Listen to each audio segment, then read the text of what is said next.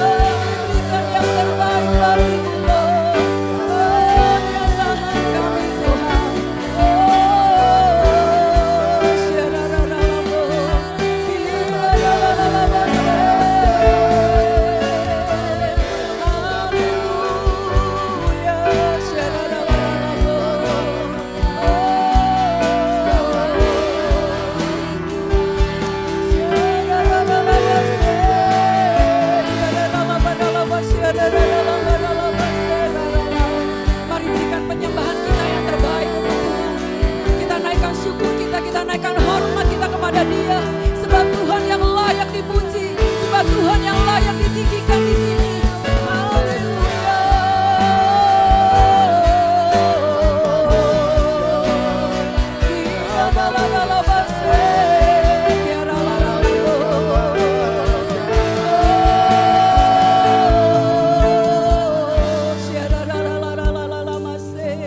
Mari menikmati kehadirannya, Lord.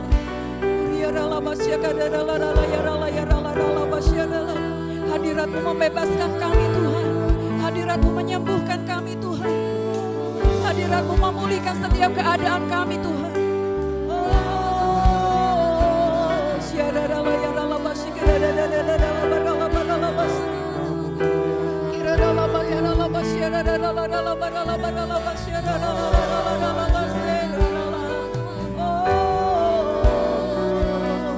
Kau baik, Tuhan.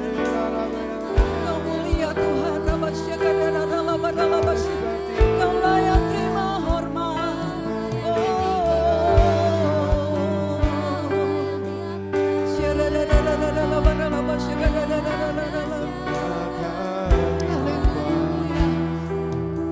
Penuhi kami, Tuhan. Yes.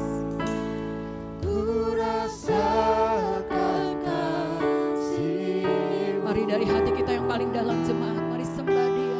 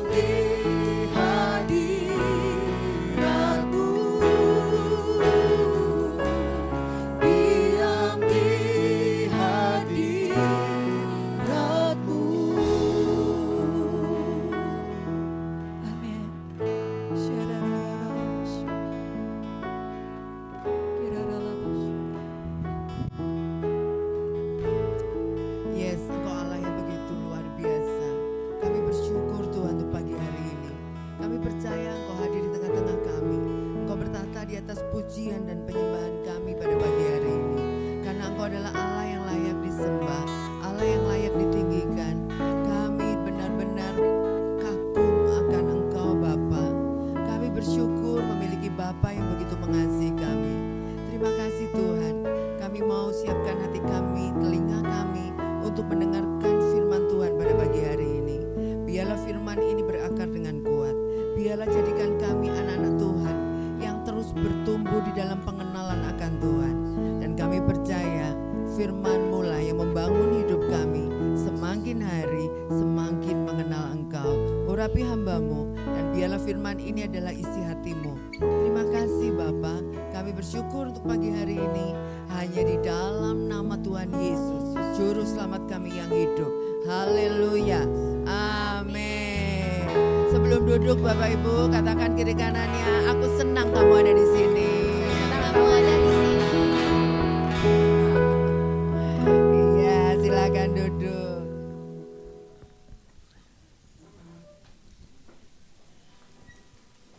Oke, shalom. Semangat ya. Tetap semangat. Oke, tema saya pada pagi hari ini yang akan saya sampaikan adalah build the God's character in you. Artinya bangun karakter Tuhan di dalam dirimu.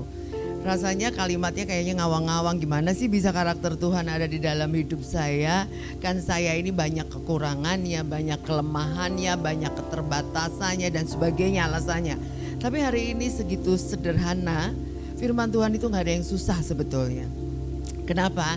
Karena Tuhan memberikan firman-Nya kepada kita untuk kita sanggup melakukannya, bukan sekedar teori. Maka kita hari ini mau belajar, gak susah tetapi perlu komitmen.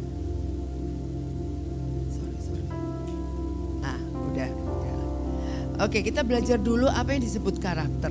Kita lihat dari kamus, ya sudah dari depan. Apa yang disebut karakter?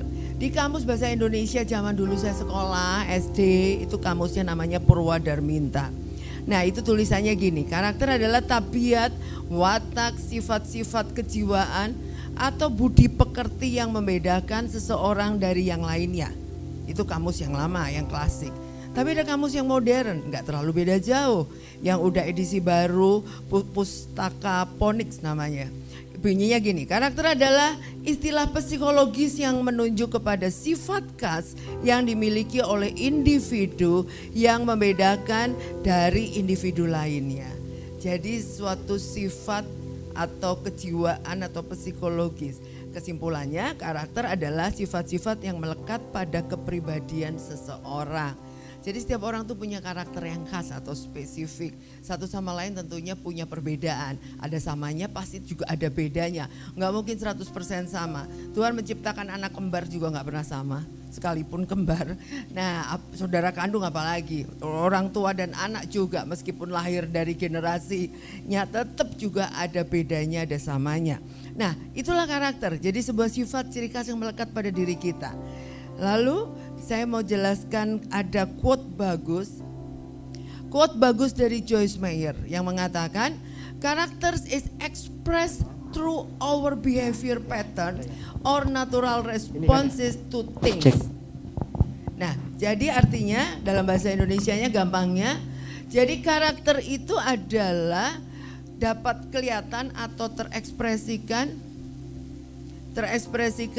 lewat pola perilaku. Jadi sehari-hari kan kita berperilaku kelihatan pola perilaku atau natural atau alami, respon alami kepada segala hal. Jadi kita setiap hari kan membuat interaksi antar sesama. Mau dengan teman, mau dengan saudara di rumah, orang tua, dengan family di rumah, di luar rumah pun kita berinteraksi. Jadi kalau ditanya karakter kamu kayak apa? Enggak usah ditanya, kelihatan sehari-harinya. Apakah bagaimana kita membangun relasi, nyapa duluan apa tunggu disapa, cuek apa perhatian, kelihatan gak aslinya? Sehari-hari gak usah ditanya, orang itu ya kayak gitu, punya ciri khas. Bahkan dari gayanya ngomong, dari gayanya nyautin pembicaraan, dari respon kalau dikasih tahu, itu ciri khasnya masing-masing orang ada. Ada orang yang baper, ada orang yang sensi, ada orang yang dikasih masukan malah say thank you, betul nggak? Tapi ada yang bilang, ini orang kasih masukan dia nggak ngerasain susahnya, jadi kok jadi gitu ya? Padahal masukannya sama misalnya, tapi orang responnya nggak sama. Nah itulah karakter. Jadi sepertinya dia berkembang menjadi seperti itu based on waktu dan ada pengaruhnya. Nanti saya akan jelaskan.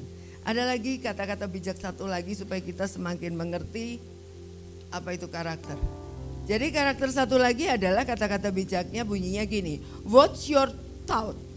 They lead to attitude. Jadi pertama perhatikan pikiranmu. Ingat khotbah saya minggu lalu?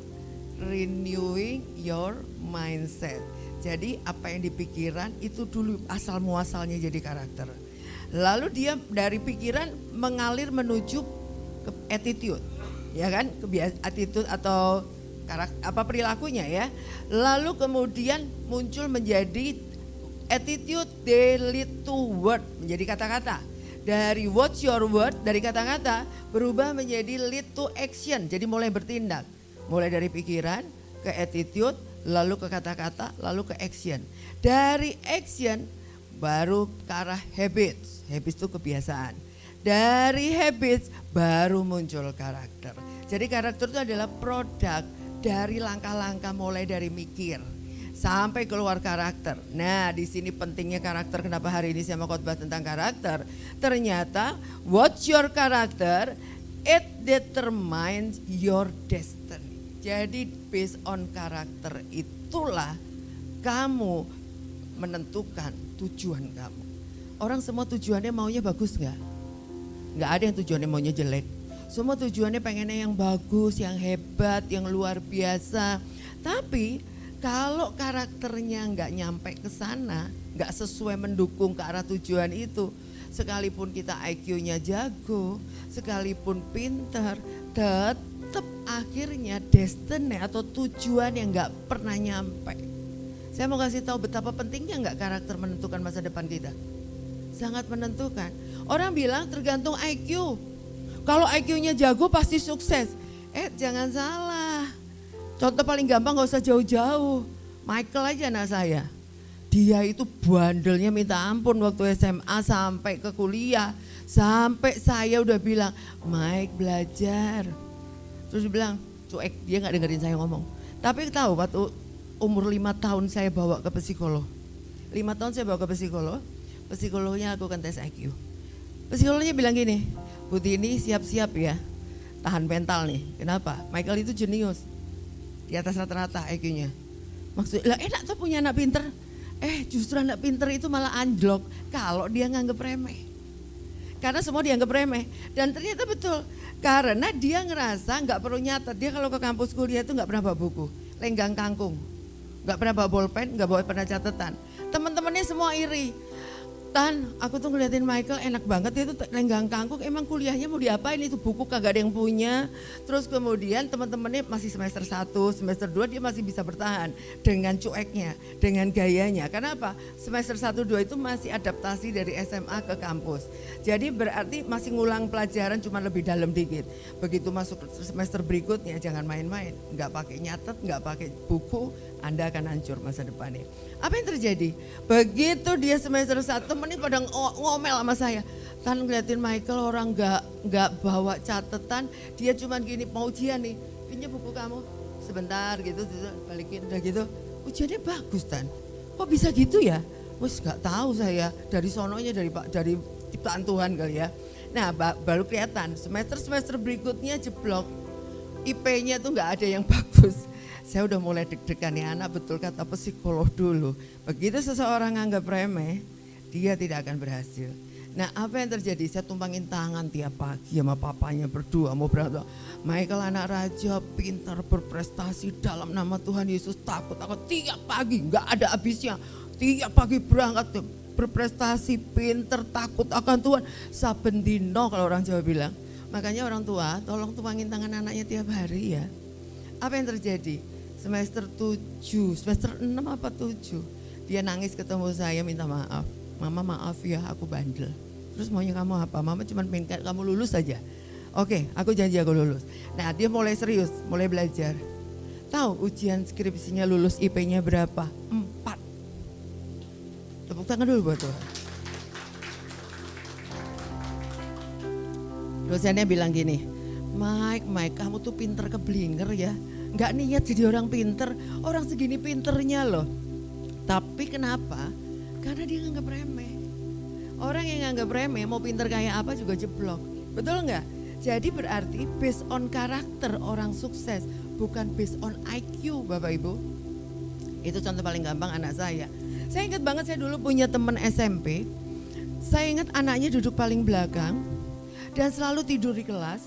Gak pernah dengerin dosen. Nilainya rankingnya paling rendah di kelas. Itu waktu dia SMP, tapi begitu lulus SMP kita nggak pernah ketemu.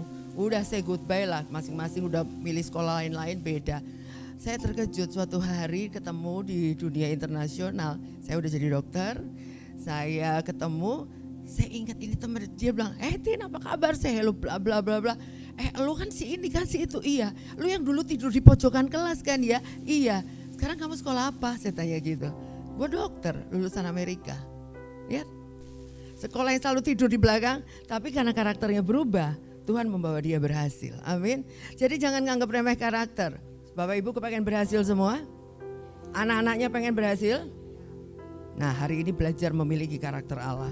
Pada saat kita memiliki karakter Allah, tidak ada yang bisa menghalangi kita karena kita anak Allah. Amin.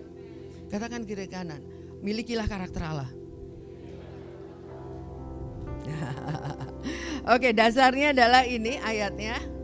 Matius 7 ayat 17 sampai 18. Saya bacakan ayat 17. Bapak Ibu adik-adik semua bacaan 18 ya. Demikianlah setiap pohon yang baik menghasilkan buah yang baik, sedang pohon yang tidak baik menghasilkan buah yang tidak baik. Silakan.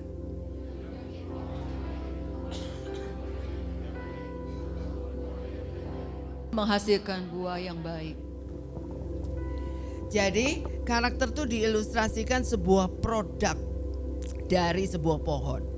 Kalau pohon itu baik, makanya buahnya pasti baik. Kalau pohonnya nggak baik, nggak akan mungkin buahnya baik. Jadi yang penting adalah jadilah pohon yang baik, milikilah karakter yang baik. Maka keberhasilan kesuksesan kita tergantung daripada karakternya kita yang kita mau proses, mau dibentuk oleh Tuhan. Jadi jangan sampai kita melakukan kesalahan berulang-ulang. Kalau kita pernah salah udah pasti. Semua manusia tidak ada yang sempurna. Semua manusia pasti punya kegagalan. Itu wajar. Tapi jangan gagal di area yang sama. Saya ingat waktu saya konseling sama sepasang suami istri yang mengeluh kepada saya, berkali-kali usahanya gagal. Dia bilang mau merintis usaha ini gagal, ngerintis usaha berikutnya gagal. Lalu saya tanya kepada mereka berdua, udah tahu gagal berkali-kali, dapat jawaban dari Tuhan enggak? Bingung Bu, apa ya reasonnya? Kan anak Tuhan kan dipanggil untuk berhasil, menjadi pemenang, menjadi kepala dan bukan ekor dan etc. Ayatnya banyak banget. Lalu kenapa saya gagal terus? Saya mau katakan, saya tanya sederhana, Bapak Ibu tiap kali mau menentukan usaha, doa enggak berdoa dulu? Simple things kan? Doa enggak berdoa dulu? Ya doa sih, tapi istrinya langsung nyolot. Iya Bu, doa, tapi kita berbeda pendapat. Saya bilangnya jangan usaha ini, suami saya ngotot. Akibatnya apa? Akibatnya gagal, karena enggak sepakat, betul enggak? Hal kecil loh, keberhasilan masa tertunda hanya gara-gara enggak doa sepakat. Ya saya bilang rubah sekarang. Selama belum sepakat jangan mulai usaha dulu, itu namanya bonek. Kalau gagal ya salah sendiri. Namanya mau apa-apa itu doa dulu, sepakat. Jadi pembentukan karakternya harus ngalah dong, sabar dong. Kalau misalnya belum dapat jawaban Tuhan yang sama antara suami istri, itu salah satu contoh. Yang single parent juga gak kehilangan akal. Doa dong bareng anak, misalnya ada anak, ajak atau sahabat rohani, pembina rohani doa, baru kita akan berhasil dan maju pada saat kita doa sepakat. Termasuk saya pensiun dini pun bukan keputusan saya pribadi. Saya perlu konfirmasi dari pembina rohani, dari sahabat rohani. Itulah perlu namanya komunitas. Jangan pernah hidup sendirian di tengah hutan kayak Tarsan, temennya cuma simpanse, jangan pernah. Karena simpanse gak pernah dukung doa Bapak Ibu. Tapi kalau di dalam komunitas kita saling mendoakan, itulah hidup kekristenan atau anak Tuhan. Jadi artinya saya mau kasih contoh lagi kisah nyata.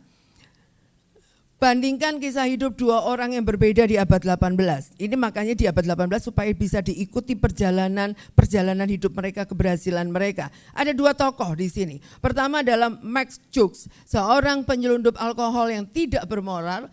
Yang kedua adalah Dr. Jonathan Edwards, seorang pendeta yang saleh dan hamba Tuhan. Lihat, ini adalah dua tokoh yang hidup di abad 18. Mereka kita lihat keturunannya. Nah kita bilang generasi atau kesuksesan gak cuman oleh kita sendiri tapi generasi di bawah kita. Makanya firman Tuhan katakan anak cucumu tidak akan meminta-minta, betul gak? Sampai putih rambutmu pun engkau akan tetap dipelihara Tuhan.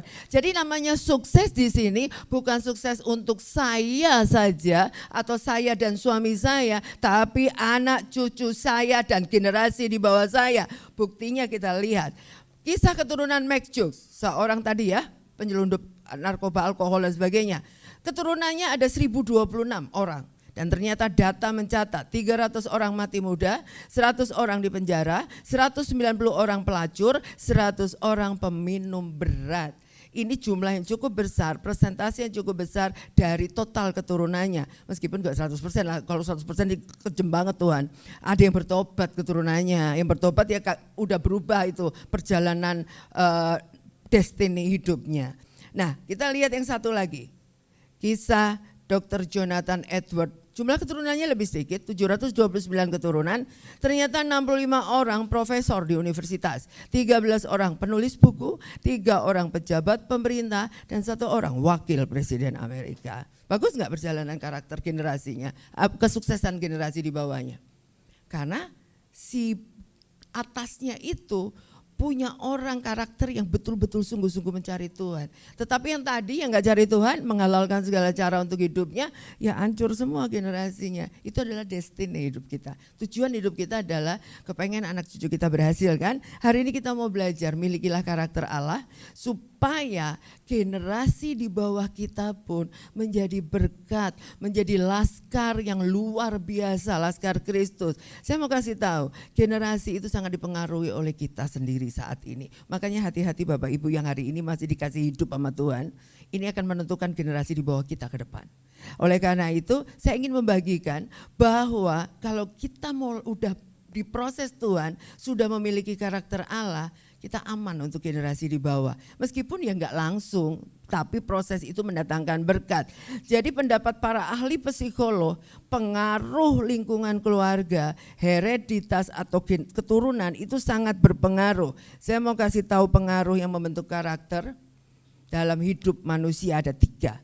Pertama unsur hereditas, 2 unsur lingkungan, 3 unsur kebiasaan. Nah, 3-tiganya ini kita saat ini harus beresin. Pertama urusan hereditas. Apa sih hereditas? Hereditas itu adalah unsur yang dibawa atau diwariskan dari orang tua melalui proses kelahiran seperti keadaan fisik, intelektual, emosional, temperamen, dan spiritual. Misalnya banyak orang berperilaku salah di masa saat ini. Contoh, jadi ini adalah contoh, kita semua bisa bikin kesalahan. Kehamilan di luar nikah, kalau itu tidak diputusin, anak kita akan melakukannya di bawah kita. Hubungan seksual di luar nikah, kalau kita tidak putusin pelayanan pelepasan, anak kita akan melakukannya. Dan itu akan terulang generasi dan generasi. Jadi penting gak pelayanan pelepasan? Penting banget. Kalau kita punya perilaku yang salah, saya gak bilang semua orang kudus ya, saya pun juga punya perilaku yang salah. Jadi kalau kita tahu punya kelemahan, punya kekurangan, punya kesalahan, langkah pertama adalah bertobat. Putusin semua kutuk supaya menyelamatkan generasi di bawah kita. Kalau kita udah salah kan udah lewat ya. Tetapinya ya jangan diterusin lagi. Kesalahan kita putusin, kita bertobat, itu pengaruh hereditas. Seperti tadi Max Jukes. Begitu dia penyelundup alkohol dan peminum, ya akibatnya keturunannya kayak gitu. Gak jauh, yang namanya narkoba, seks bebas, dan sebagainya itu semua udah satu paket yang udah didesain oleh iblis, membuat orang akan terjebak dalam lingkaran itu ke generasi berikutnya. Yang kedua adalah unsur lingkungan. Di sini adalah peran dan pengaruh yang besar dalam membentuk karakter, yaitu di dalam keluarga. Di dalam keluarga mengatakan bahwa kita semua dibesarkan dengan pola perilaku orang tua. Gak semua anak-anak punya tokoh orang tua yang menjadi idola, betul? Nah kalau kita statusnya hari ini anak, harus belajar mengampuni papa. Harus belajar menerima bahwa papa yang sempurna adalah Tuhan Yesus. Demikian juga untuk orang tua yang punya anak-anak yang belum bertobat, ya tentu kita harus mendoakan. Terus kayak tadi saya rajin numpangin tangan. Gaya kita ngomong akan berpengaruh. Contoh, kalau saya orang Surabaya ngomongnya keras dan nadanya tinggi, anak-anak saya lahir di Bogor. Begitu lahir di Bogor tuh orang Sunda, nadanya nggak ada yang tinggi. Michael tuh paling komplain kalau saya ngomong, Mama bisa nggak nyolot? Saya bilang nyolot ya Mama. Loh Mama nggak nyolot loh. Kok Mama ngomongin nadanya segitu? Dia bilang gitu. Oh saya dibilang nyolot. Saya tanya, saya persis kayak mami saya ngomongnya.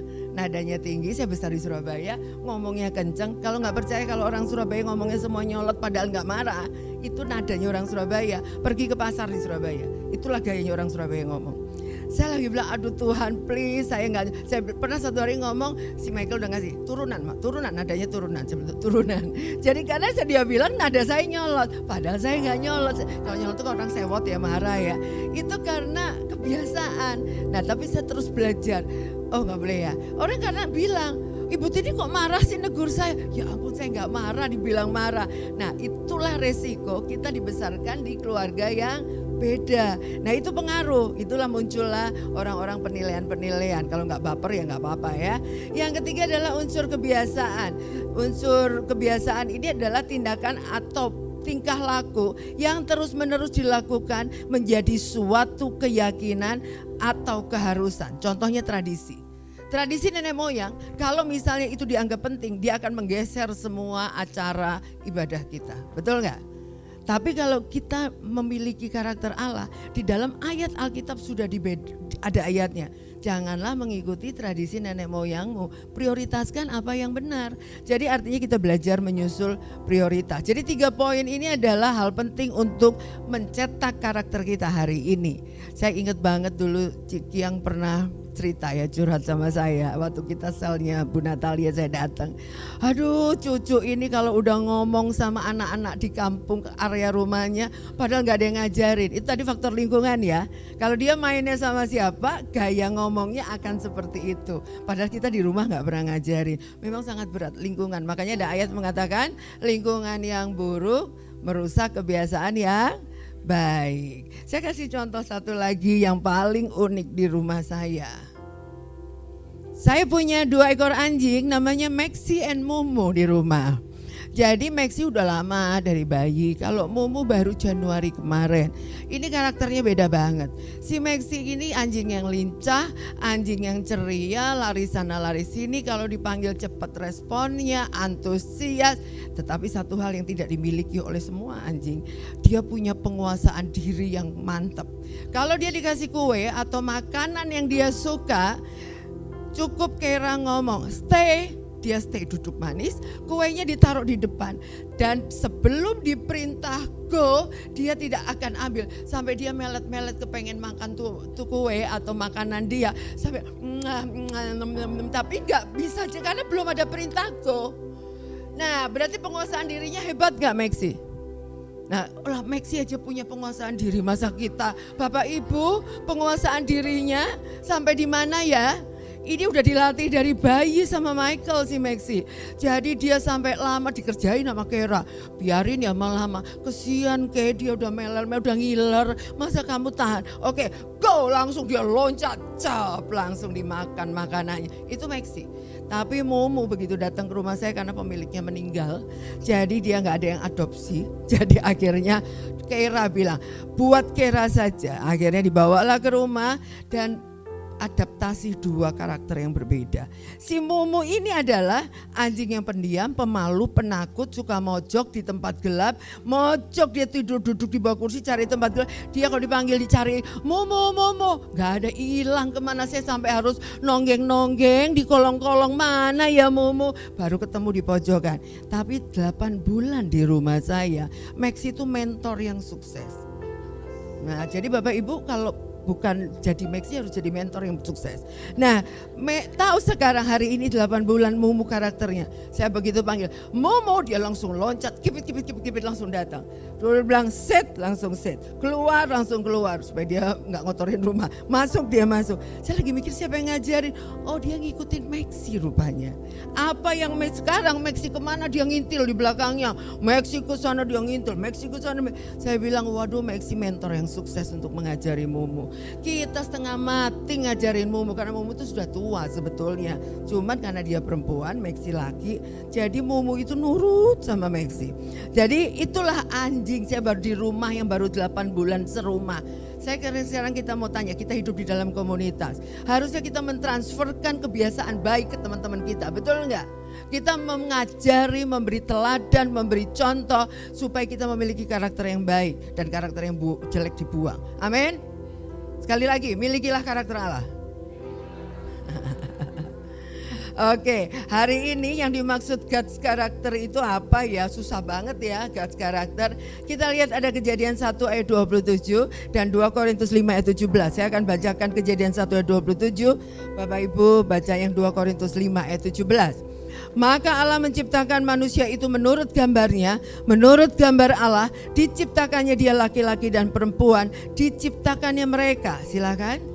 Jadi siapa yang ada di dalam Kristus, ia adalah ciptaan baru. Yang lama sudah berlalu, sesungguhnya yang baru sudah datang. Nah, dari 2 ayat ini, kenapa saya katakan hari ini milikilah karakter Allah? Karena dasar ayatnya ini, Tuhan menciptakan kita serupa dengan Allah. Yaitu sudah dari rencana awal. Tetapi gimana caranya kita punya karakter Allah dengan karakter kita yang banyak kekurangan dan keterbatasan?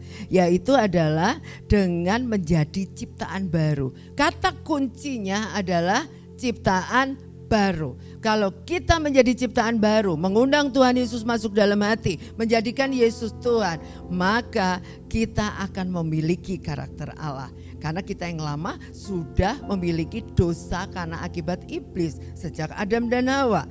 Jadi artinya justru kata lahir baru atau ciptaan barulah itu kuncinya kita memiliki karakter Allah. Lalu dalam aplikasinya sehari-hari, karena karakter Allah ini betul-betul bicara radikal dan supranatural. Bukan hal yang gampang, tetapinya perlu disiplin. Nah, ada 3 langkah yang saya mau bagi. Tapi sebelumnya kita mau saya bagikan ayat ini. Karakter Allah dulu seperti apa supaya kita bisa ngikutin. Keluaran 34 ayat 6 dan 7. Saya bacakan ayat 6, 7 Bapak Ibu. Berjalanlah Tuhan lewat dari depannya dan berseru, Tuhan, Tuhan, Allah penyayang dan pengasih, panjang sabar, berlimpah kasih dan setianya. Silakan. Yang meneguhkan kasih setianya kepada beribu-ribu orang, yang mengampuni kesalahan, pelanggaran dan dosa, tetapi tidaklah sekali-kali membebaskan orang yang bersalah dari hukuman, yang membalaskan kesalahan bapa pada anak-anaknya dan cucunya, kepada keturunan yang ketiga dan keempat. Amin. Nah, ayat ini jelas disebut karakter Allah. Makanya tadi kenapa ada unsur hereditas. Tuhan kalau sudah tidak setuju dengan dosa kita dan kita tidak bereskan, Tuhan Allah yang adil akan menumpahkannya kepada generasi 3 dan 4. Sampai ke 3 dan 4. Tapi lihat karakter Allah di ayat yang atasnya.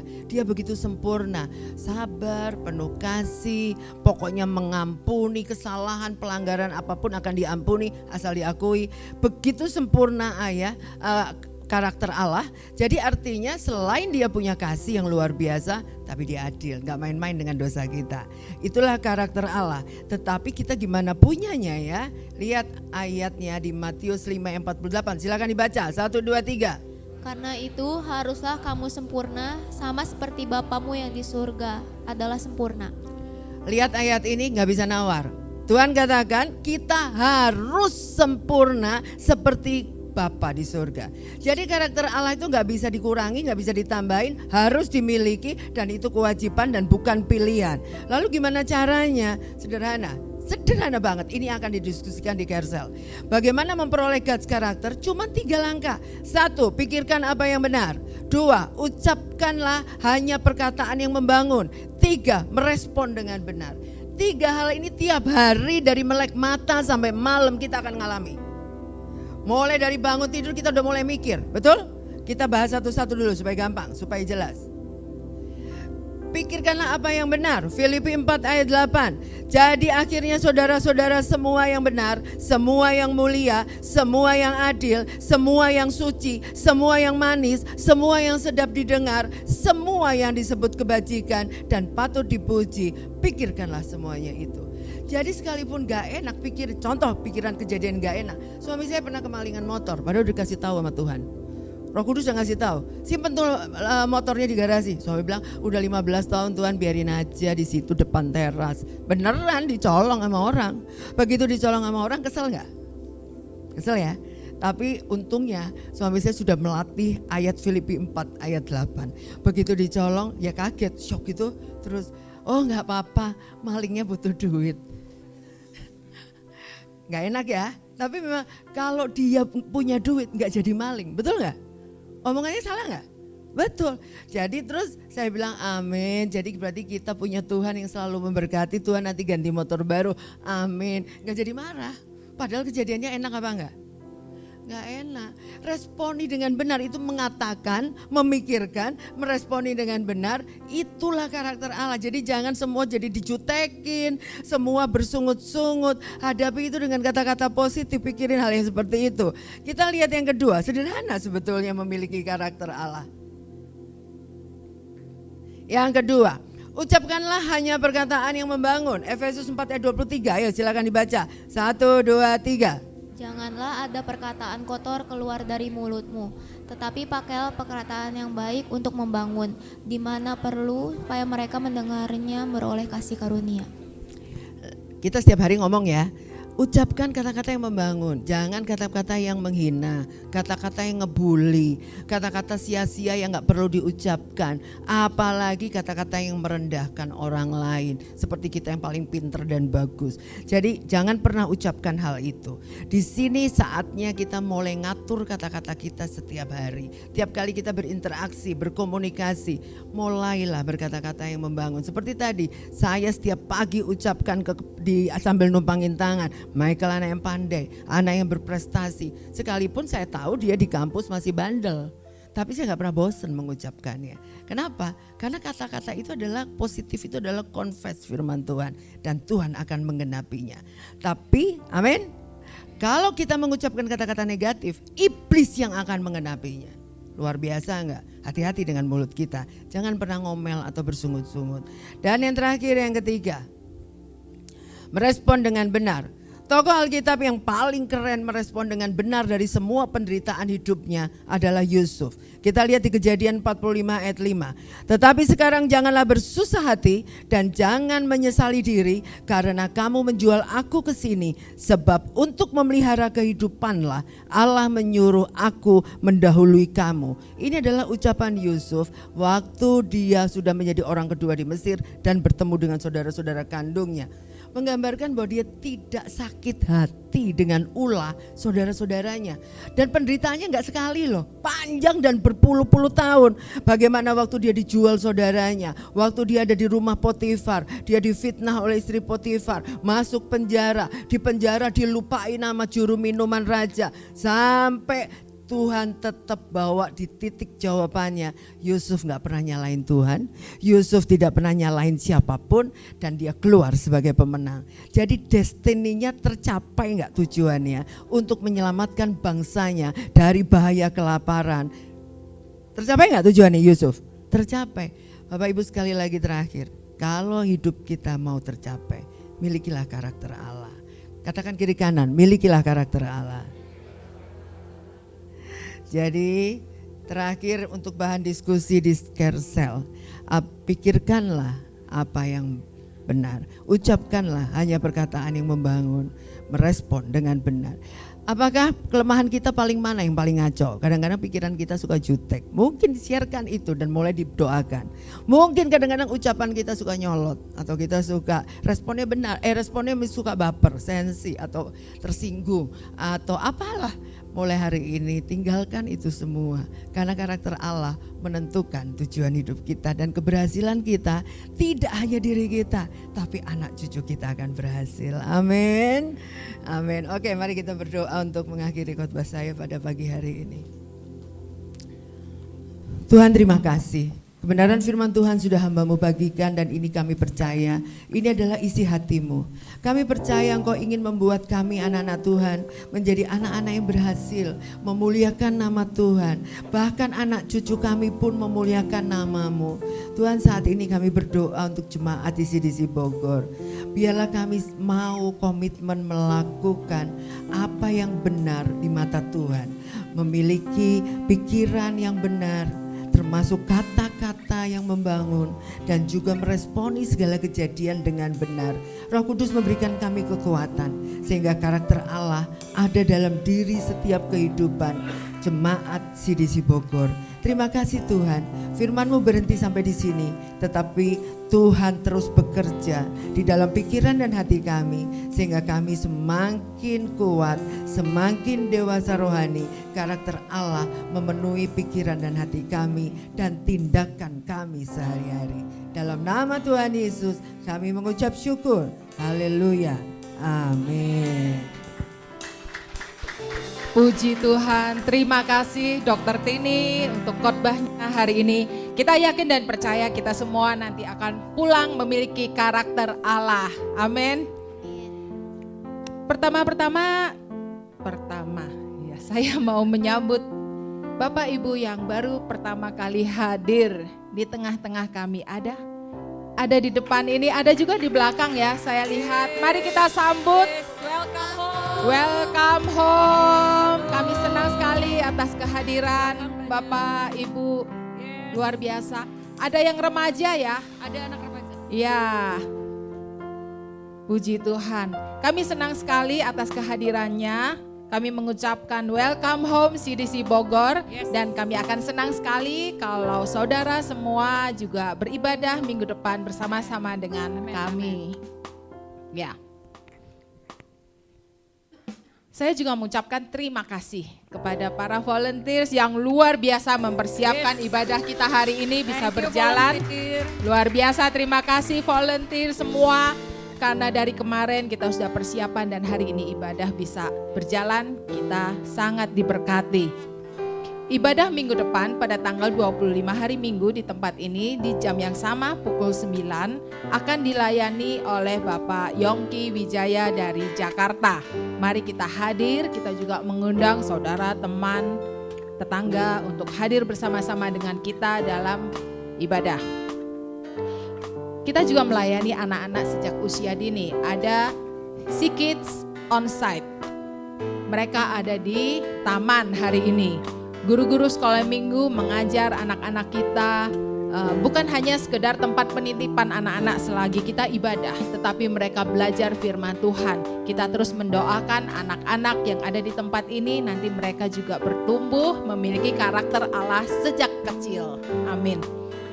Minggu depan, bukan minggu depan ya, tanggal 23 Oktober juga ada penyerahan anak.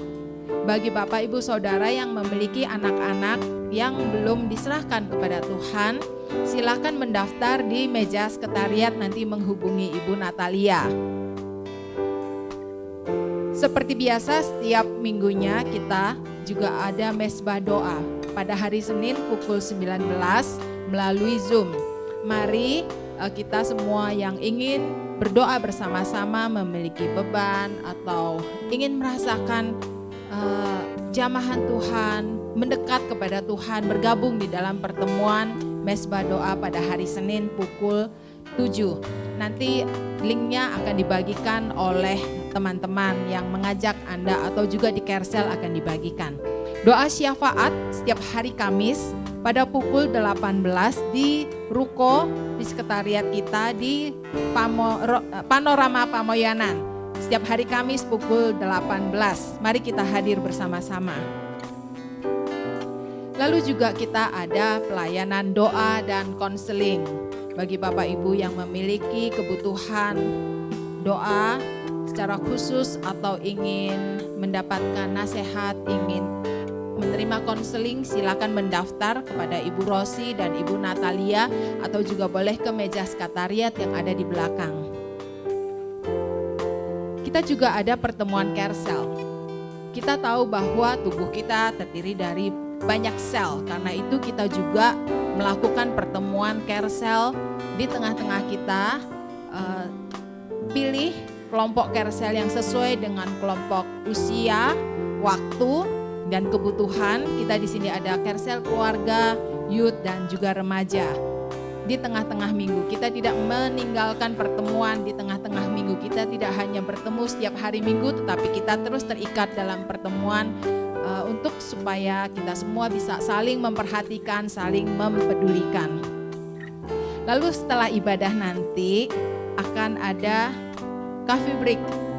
Bapak Ibu, jangan buru-buru pulang, nikmati waktu hari Minggu kita dengan santai, nikmati snack dan kopi yang disediakan oleh tim konsumsi kita di belakang. Lalu kita juga akan bertemu per kelompok Kersel untuk kita saling mendoakan sebentar ya. Yang terakhir adalah tentang persembahan. Persembahan saya melihat kebiasaan yang sudah mulai ada. Bapak Ibu juga ada yang sudah mempersiapkannya. Lalu sebelum ibadah mulai pun juga udah ada yang bisa memasukkan ke dalam kotak yang ada di belakang. Juga ada papan QR code di sana bisa di-scan. Bapak Ibu bisa juga transfer secara online. Ada juga amplop di bangku. Bisa dimasukkan uang persembahannya dan setelah ibadah dimasukkan ke dalam kotak yang ada di belakang. Untuk persembahan perpuluhan dan diakonia dapat ditransfer ke nomor rekening yang ada di layar. Kita membawa hati kita hari ini, hidup kita hari ini, juga uang kita untuk kita persembahkan kepada Tuhan. Sebelumnya mari kita berdoa. Bapa yang baik, kami sungguh ucap syukur untuk hari ini karena Engkau begitu baik, luar biasa bagi kami. Dan kami membawa hidup kami, waktu kami, juga uang kami kembalikan kepadamu ya Bapa. Terima Tuhan untuk dikelola dan dipakai untuk memperbesar kerajaan Allah. Biar apa yang kami berikan kepadamu ini hanya untuk menyenangkan hatimu. Terima kasih ya Bapa, terima kasih Tuhan Yesus untuk semua kebaikan-Mu bagi kami. Hanya di dalam nama Tuhan Yesus Kristus kami berdoa dan mengucap syukur. Amin. Sekian pengumuman, terima kasih. Mari saya undang untuk Bapak dan Ibu bangkit berdiri. Kita akan akhiri ibadah kita hari ini. Kita akan katakan haleluya.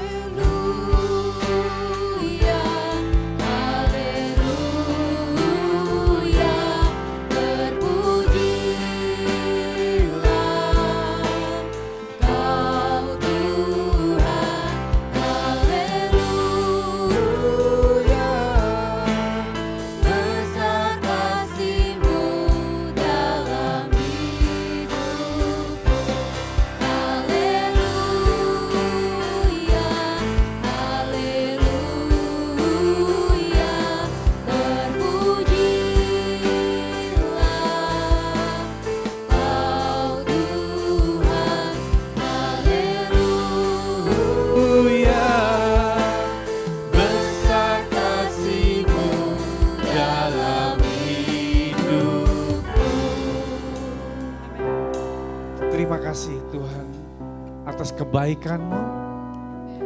Pada hari ini Bapak Ibu Saudaraku yang terkasih Tuhan, kita mendapat berkat yang luar biasa. Tuhan ingatkan kita memiliki karakter Allah. Amin. Jadi kita bukan orang biasa, dan dikatakan jadi siapa yang ada di dalam Kristus, ia adalah ciptaan baru. Amin. Ciptaan baru, yang lama sudah berlalu, gak ada lagi kehidupan lama kita buang di dalam nama Yesus. Miliki karakter Tuhan, bahwa hari yakinkan kita milik Tuhan. Terima kasih kita kepada Tuhan, Tuhan ingatkan sampai hari ini Dia pelihara kita dan memberi kekuatan kepada kita. Terima kasih juga untuk pelayanan Pastor Tini di tempat ini bersama Pak Rudi. Terima kasih juga untuk jemaat yang setia di rumah mengikuti ibadah hari Minggu ini. Dan kita juga yang berada di tempat ini merasakan gereja adalah satu keluarga. Keluarga di dalam Tuhan. Sungguh kita merasakan kasih dari Tuhan, hadirat Tuhan, dan kita adalah milik Tuhan. Mari kita untuk terima berkat, kita angkat kedua tangan kita.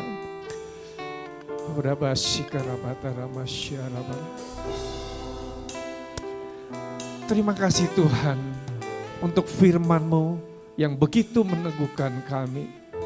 Kami memiliki karakter Allah. ketika kami menjadi ciptaan yang baru. Kristus yang ada di dalam hidup kami, Kristus yang tinggal di dalam hati kami, Kristus yang memiliki sepenuhnya hidup kami. Biarlah kami menjadi keluarga-keluarga yang menjadi berkat bagi orang lain di sekitar kami, menjadi berkat. Orang tua menjadi berkat bagi anak-anaknya. Dan orang tua memiliki karakter Kristus. Dan anak-anak cucunya semua memiliki karakter Kristus. Jemaat yang dikasihi Tuhan, terimalah damai sejahtera dari Tuhan Yesus Kristus. Terimalah kasih dari Tuhan Yesus Kristus. Terimalah sukacita yang berlimpah di dalam nama Yesus. Terimalah kasih sayang, cinta kasih kepada sesama juga dari Tuhan. Jemaat yang dikasihi Tuhan, apapun yang kau kerjakan, usahamu, pekerjaanmu, studimu, kuliahmu, ibu rumah tangga, apapun, Tuhan memberi keberhasilan di dalam nama Yesus. Jemaat pulang dengan damai sejahtera, penuh dengan sukacita. Terimalah cinta kasih dari Allah Bapa, Tuhan Yesus yang menyertai hidup kita, dan persekutuan dengan Roh Kudus yang menuntun hidup kita dari sekarang sampai Maranatha. Di dalam nama Yesus yang diberkati, katakan amin. Wow, luar biasa. Happy Sunday. Happy Sunday.